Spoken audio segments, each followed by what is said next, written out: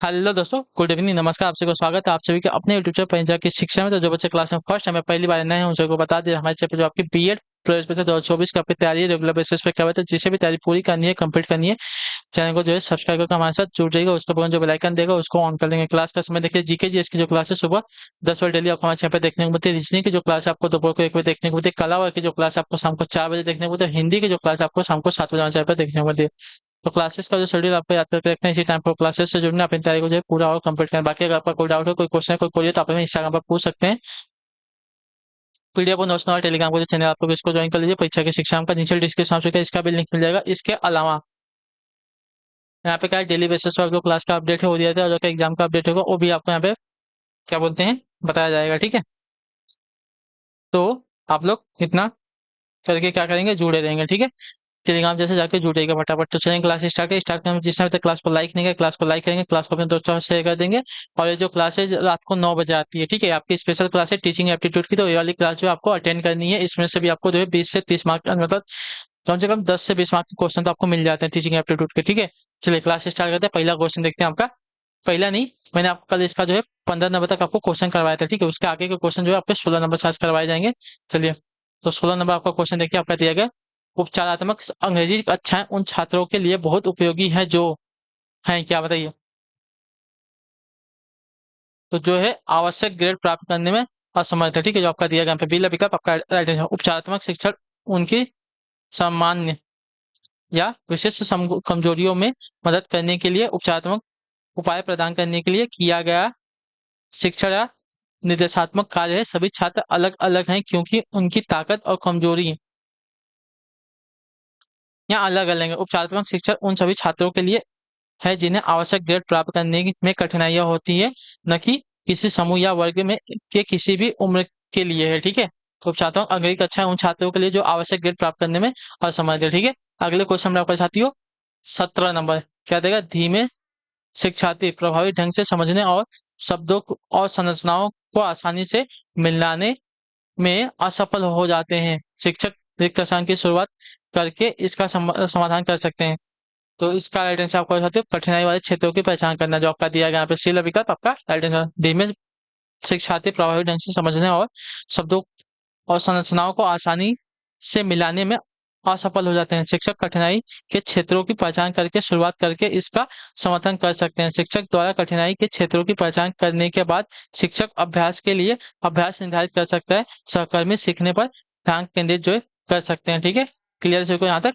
चलिए अगले क्वेश्चन पढ़ेंगे, उत्तर देने की कोशिश करेंगे। आपका राइट आंसर हो जाएगा 18 नंबर। 18 नंबर है, भाषा सीखने में कठिनाई वाले छात्र के लिए शिक्षक निम्न उपाय कर सकते हैं। क्या, तो देखिए, व्यक्तिगत निर्देश के साथ व्यक्तिगत प्रगति पर ध्यान केंद्रित करना, जो आपका दिया गया ये विकल्प आपका राइट आंसर। शिक्षक व्यक्तिगत शिक्षा के साथ व्यक्तिगत प्रगति पर ध्यान केंद्रित करके भाषा सीखने की कठिनाई वाले क्षेत्र के लिए उपचार कर सकते हैं। ठीक है, उपचारात्मक शिक्षण शिक्षण कार्यक्रम का एक अभिन्न अंग है जिससे प्रतिपूरक या सुधारात्मक शिक्षण के रूप में भी जाना जाता है। ठीक है, उपचारात्मक शिक्षण का उद्देश्य उन शिक्षार्थियों को अतिरिक्त सहायता देने है जो किसी विषय या विषय में शेष कक्षा में पीछे रह गए हैं। ठीक है, यह धीमी गति से सीखने वालों की पहचान करने और उन्हें जो है उनकी समस्याओं को दूर करने के लिए आवश्यक सहायता और मार्गदर्शन प्राप्त करने की प्रक्रिया। अंग्रेजी भाषा में उपचारात्मक शिक्षण का उद्देश्य गहन उपचारात्मक सहायता के साथ व्यक्तिगत शिक्षण प्रदान करना है। ठीक है, अगला आपका साथियों 19 नंबर बताने की कोशिश करेंगे। स्कूल प्रदर्शन में अपनी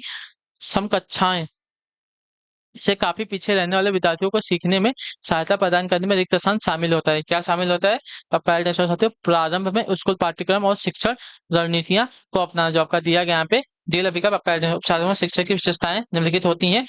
इसका उपयोग जो आवश्यक कौशल में सुधार के लिए किया जा सकता है। यह उन विद्यार्थियों को सीखने में सहायता प्रदान करने में समर्थन करता है जो प्राथमिक रूप से स्कूल पाठ्यक्रम और शिक्षा रणनीतियों को अपनाकर स्कूल के प्रदर्शन में अपनी समकक्षाओं से बहुत पीछे हैं। ठीक है, किसी विशेष समस्या क्षेत्र को ठीक करने के लिए इसका उपयोग जो है किया जा सकता है। ठीक है, क्लियर है इसके बारे में। यह छात्रों के सामने आने वाली समस्या और चुनौतियों की पहचान के बाद जो है किया जाता है, इतना याद रखिएगा। अगले क्वेश्चन बड़े आपके साथियों 20 समय बताने की कोशिश करेंगे। उपचार जब छात्रों को विभिन्न मॉडलों, ठीक है, उपचार जब छात्रों को विभिन्न मॉडलों के लिए उपयोग क्या देगा, उपचार जब छात्रों को विभिन्न मॉडलों के उपयोग में कठिनाई होती है तो उनके लिए यह रिक्त स्थान होगा क्या?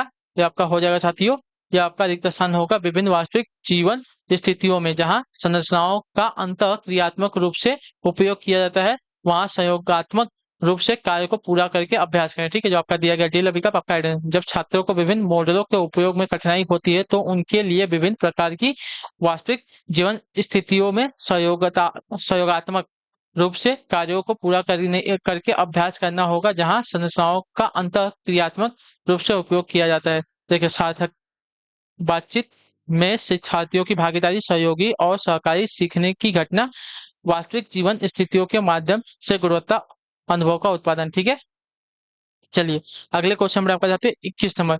लिखते समय एक छात्र को शब्दावली की कमी के कारण अपने विचारों को स्पष्ट रूप से व्यक्त करने में कठिनाई होती है, एक संभावित समाधान निम्नलिखित में से होगा क्या? तो इसका राइट आंसर हो जाएगा साथियों, छात्र को और कहानी की किताब पढ़ने के लिए प्रेरित करें और शिक्षक को सामने आए नए शब्दों के बारे में अनौपचारिक प्रतिक्रिया लेनी चाहिए। ठीक है, जो आपका ये विकल्प देगा आपका राइट आंसर। ठीक है, क्लियर हो गया इसके बारे में। लेखन आप जो सोचते हैं उसकी भौतिक अभिव्यक्ति है। लेखन और सोच का घनिष्ठ संबंध लेखन को मूल्यवान बनाता है। यदि लेखन प्रतिक्रिया को संभाविक रूप से विकसित करना है तो निम्नलिखित दृष्टिकोण का पालन किया जाना है। कुछ मातृभाषाओं का उपयोग की अनुमति तब तक देना महत्वपूर्ण है जब तक कि बच्चे को दूसरी भाषा पर पर्याप्त महारत हासिल न हो जाए और मातृभाषा की आवश्यकता न हो। ठीक है, एक शिक्षक को चाहिए कि वह छात्र को कहानी और किताब पे पढ़ने के लिए प्रेरित करे और उसे जो है सामने आए नए शब्दों के बारे में अनौपचारिक फीडबैक लेना चाहिए। ठीक है, कहानी की किताब पढ़ने के दौरान छात्र नए शब्दों का सामना करेगा जबकि शिक्षक उन नए शब्दों का परिचय और व्याख्या कर सकता है जो छात्र को बातचीत और लिखित रूप में अपने विचारों को बेहतर ढंग से व्यक्त करने में मदद करेगा। ठीक है, अगले क्वेश्चन में आपका साथी 22 नंबर। एक छात्र को मैम की तरह मैम शब्द बोलने की आदत है, अब आप क्या करेंगे बताइए? एक छात्र को जो है मैम की तरह मैम शब्द बोलने का जो है आदत है, तो आप क्या करेंगे? तो इसको जो है आप कहेंगे साथियों, शिक्षक के लिए उपचारात्मक कक्षाओं की व्यवस्था करेंगे। ठीक है, जो आपका दिया गया यहाँ पे डी का पक्का है। एक उपचारात्मक शिक्षण वर्ग वह है जो एक छात्र को सीखने में कौशल में सुधार या किसी विशेष समस्या क्षेत्र को सुधारने के लिए है। ठीक है, उपरोक्त स्थिति में शिक्षक उच्चारण सुधारने के लिए उपचारात्मक कक्षाओं की व्यवस्था करेगा। ठीक है, जिन छात्रों की वर्तनी में परेशानी होती है उन्हें अंग्रेजी उपचारात्मक शिक्षण की आवश्यकता हो सकती है। ठीक है, बच्चों की वर्तनी में कठिनाई होने के लिए होने के कई कारण हो सकते हैं, जैसे स्मृति समस्याएं जिसके परिणामस्वरूप अक्षर जो उलट जाते हैं, अक्षर ध्वनि संबंधों को समझने में कमी, पढ़ने या लिखने का पर्याप्त नहीं होना या दृष्टि शब्दों को याद रखने में परेशानी होती है। यदि ऐसे बच्चों को उचित मार्गदर्शन और सहायता दी जाए तो वे समय और अभ्यास से अपनी कठिनाई को जो है दूर कर सकते हैं। ठीक है, अगला आपका साथियों 23 नंबर। कौन सा कथन आपका सही कथन है? ठीक है, तो कौन सा कथन आपका सही कथन है? तो यहाँ पर जो दिया गया तीसरा कथन आपका नहीं दिया गया है क्या? चलिए, इसमें आपका जो दिया गया है तीसरा कथन छोड़िए, इसमें से कौन सा कथन सही है? तो देखिए, शिक्षकों को विद्यार्थियों के, एक मिनट रुक जाइए, देखिए कौन सा कथन सही है? तो शिक्षकों को विद्यार्थियों की जरूरत को पूरा करने के लिए पाठ्यक्रम को अपनाना चाहिए और शिक्षकों को उपचारात्मक शिक्षण के दौरान शिक्षार्थियों की रुचि और प्रेरणा को बनाए रखने के रणनीतियों को अपनाना चाहिए। दोनों के दोनों कथन आपके सही है, तो आपका दोनों राइट आंसर होगा। ठीक है, चलिए अगले क्वेश्चन बढ़े आपका साथियों 24 नंबर। भाषा का खेल खेलते समय विद्यार्थी गलतियां करके शिक्षक को चाहिए कि क्या? बताइए, भाषा का खेल खेलते समय विद्यार्थी गलतियां करते हैं तो शिक्षक को क्या चाहिए? तो शिक्षक को चाहिए कि गलतियों को चुपचाप नोट करें और गलती करने वाले छात्र के लिए एक उपचारात्मक कक्षा आयोजित करें। ठीक है, जो आपका दिया गया यहाँ पे सी विकल्प आपका राइट आंसर होगा। ठीक है, भाषा का खेल खेलते समय अगर विद्यार्थी गलतियां करे तो शिक्षक को चाहिए कि गलतियों को चुपचाप नोट करे, वहां पे उसको कुछ ना बोले, उसको जो है अलग से एक उपचारात्मक क्या बोले कक्षा आयोजित करे उसके लिए। ठीक है, अगले क्वेश्चन बढ़ेंगे 85। उपचारात्मक शिक्षक किस प्रकार का कार्य? बताइए, उपचारात्मक शिक्षक किस प्रकार का कार्य? तो देखिए, उपचारात्मक शिक्षण जो दिया गया है आपका निर्देशात्मक कार्य, जो आपका दिया गया यहाँ पे ए विकल्प आपका राइट आंसर। ठीक है, विद्यार्थियों को पढ़ने और संख्यात्मक जैसी मौलिक शिक्षक शैक्षणिक क्षमताओं में अपेक्षाओं को पूरा करने में मदद करने के लिए उपचारात्मक शिक्षा दी जाती है। उपचारात्मक शिक्षा छात्रों को उनकी सामान्य या विशिष्ट कमजोरियों से छुटकारा पाने में मदद करने के लिए उपचारात्मक उपाय प्रदान करने के लिए किया जाने वाला एक शिक्षण या निर्देशात्मक कार्य। ठीक है, अगला है आपका देख सकते 26 नंबर। अपनी कक्षा में अर्थपूर्ण अधिगम को सुधाध्य बनाने के लिए अध्यापिका को अपनी कक्षा में सामाजिक, सांस्कृतिक, धार्मिक, भाषीय विविधता को रिक्त स्थान चाहिए, समझना चाहिए, अनदेखा करना चाहिए, टालना चाहिए या उपेक्षित करना चाहिए। तो इसको जो है आपका समझना चाहिए, ठीक है, जो आपका दिया गया पहला विकल्प आपका राइट आंसर, ठीक है। एक शिक्षक को सार्थक सीखने की सुविधा के लिए अपनी कक्षा में सामाजिक, सांस्कृतिक, धार्मिक और भाषाई विविधता को क्या है समझना चाहिए, इतना याद रखिए, ठीक है। विविधता का शाब्दिक अर्थ आपका भिन्नता है। विविधता शब्द इंगित करता है कि लोगों का एक समूह उन व्यक्तियों से बना है जो किसी न किसी तरह से एक दूसरे से अलग हैं, या इसका मतलब है लोगों के बीच सामूहिक मतभेद, यानी वे अंतर जो एक दूसरे लोगों के समूह को चिन्हित करते हैं, ठीक है।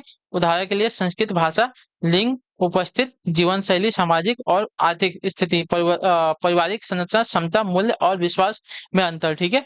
अगला है आपका देख सकते हैं 27 नंबर, बताने की कोशिश करेंगे। राइट आंसर रिक्त स्थान। एक रिक्त स्थान कक्षा में अध्यापिका अपनी शिक्षा शास्त्र का आकलन की विधियों को विद्यार्थियों की व्यक्तिगत जरूरतों के अनुसार परिवर्तित करती है। पाठ्य पुस्तक केंद्रित, व्यवहारवादी, अध्यापक केंद्रित या प्रगतिशील। तो आपका राइट आंसर होगा साथियों प्रगतिशील, जो आपका दिया गया यहाँ पे डी वाला विकल्प आपका राइट आंसर। एक प्रगतिशील कक्षा में शिक्षक अपने शिक्षक को अनुकूलित करते हैं और अलग अलग छात्रों को पूरा करने के लिए अलग अलग मूल्यांकन करते हैं, इतना देगा, ठीक है। क्लियर से इसका प्रगतिशील शिक्षा यह इस विश्वास पर आधारित है कि शिक्षा को प्राथमिक रूप से बच्चों की जरूरत को पूरा करना चाहिए और रटंत विद्या और स्मरण के बजाय समझ, क्रिया और अनुभव पर ध्यान केंद्रित करना चाहिए, ठीक है। क्लियर है। चलिए अगले क्वेश्चन में आपको 28 नंबर बताएंगे, कोशिश करेंगे। राइट आंसर समूह में एक दूसरे को पढ़ने और सहायता करने से क्या होता है, समूह में एक दूसरे को पढ़ाने, ठीक है, समूह में एक दूसरे को पढ़ाने और सहायता करने से क्या होता है, समूह में एक दूसरे को पढ़ाने और सहायता प्रदान करने से बच्चे स्वयं की चिंतन प्रक्रिया और अपेक्षा कर सकते हैं और संज्ञानात्मक क्रियाकलाप के उच्च स्तर पर जो है पहुंच सकते हैं, याद रखिएगा, ठीक है। तो आपका दिया गया पे सी वाला विकल्प आपका राइट आंसर होगा, ठीक है। क्लियर होगा इसके बारे में। चलिए अगले क्वेश्चन में आपका 29 नंबर। हार्वर्ड हार्वर्ड गार्डन ने बहुबुद्धि सिद्धांत के अनुसार निम्नलिखित में से कौन सा जोड़ा बुद्धि के प्रकार और अंत स्थिति अनुपालन संभावना के अनुसार अनुसार जो है सही है, ठीक है। चलिए तो बुद्धि का प्रकार और अंत स्थिति अनुपालन का संभव जो दिया गया है, तो देखिए शारीरिक गति संवेदी का आपका खिलाड़ी के साथ जो संबंध दिएगा हार्वर्ड के अनुसार आपका यहाँ पे राइट आंसर, ठीक है। हार्वर्ड गार्डन ने बहु बुद्धिमत्ता के सिद्धांत का प्रस्ताव रखा। उनके अनुसार बुद्धि एक इकाई नहीं है बल्कि विभिन्न प्रकार की क्या है बुद्धि मौजूद है, ठीक है। इस बुद्धि में से प्रत्येक एक दूसरे से स्वतंत्र एक इस बुद्धि में से प्रत्येक जो है एक दूसरे से स्वतंत्र है। इसका मतलब यह है कि यदि कोई व्यक्ति एक प्रकार की बुद्धि का प्रदर्शन करता है तो यह जरूरी नहीं है कि अन्य प्रकार की बुद्धिमत्ता को जो है उच्च या निम्न होने का जो है संकेत देता है, ठीक है। यही कारण है कि अलग अलग खुफिया अलग अलग छात्रों के लिए अलग अलग तरीकों की मांग करते हैं, ठीक है, याद रखिएगा। गार्डन ने भी कहा है कि विभिन्न प्रकार की बुद्धि एक साथ व्यवहार करती है और एक समस्या का समाधान खोजने के लिए मिलकर काम करते हैं, ठीक है। चलिए अगले क्वेश्चन में आपको साथियों 30 नंबर बताएंगे, कोशिश करेंगे आपका है शिक्षण की पीपीपी मॉडल के 3 घटक क्या होते हैं। शिक्षण के पीपीपी मॉडल के 3 घटक क्या है, तो देखिए शिक्षण के पीपीपी मॉडल के 3 घटक का प्रेजेंटेशन, प्रैक्टिस और प्रोडक्शन है, जो आपका दिया गया यहाँ पे सी विकल्प आपका राइट आंसर, ठीक है। पीपीपी का अर्थ प्रेजेंटेशन प्रेजेंटेशन होता है, प्रैक्टिस और प्रोडक्शन है प्रत्येक अक्षर का अर्थ है, ठीक है। क्लियर सभी को, प्रत्येक अक्षर का अर्थ है सीखने की प्रक्रिया, ठीक है। पहले चरण में प्रेजेंटेशन कहा जाता है जहां शिक्षक विषय पर स्पष्टीकरण देता है। दूसरा चरण प्रैक्टिस चरण होता है। यह चरण जो है छात्रों को अर्ध नियंत्रित गतिविधि में भाषा का उपयोग करने की अनुमति देता है। अंतिम चरण आपका देखिए प्रोडक्शन चरण है, जो छात्रों को स्वतंत्र रूप से भाषा का उपयोग करने का अवसर देता है, ठीक है। चलिए तो इसी के साथ जो आपकी क्लास है आज की टीचिंग एप्टीट्यूड की आज की यहीं पे कंप्लीट होती है। आई होप कि आपको जो क्लास है अच्छी लगी है। अच्छी लगी क्लास को लाइक करें, चैनल को सब्सक्राइब, और आपसे को क्लास कैसी लगी हमें कमेंट करके जरूर बताएं, ठीक है। तो हम आपसे मिलेंगे आपकी अगली क्लास में। कल जो है आपकी मैराथन की क्लास होने वाली है और कल जो है आपका बर्थडे स्पेशल क्लास चलेगी मेरी, ठीक है। तो उसमें आप लोग जो है उपस्थित रहेंगे, कोई भी जो है क्लास को मिस नहीं करेगा, ठीक है। तो हम आपसे मिलते हैं आपकी अगली क्लास में, तब तक के लिए टाटा बाय बाय, जय हिंद, जय भारत। आपसे क्लास से जुड़ने के लिए बहुत बहुत ही धन्यवाद साथियों।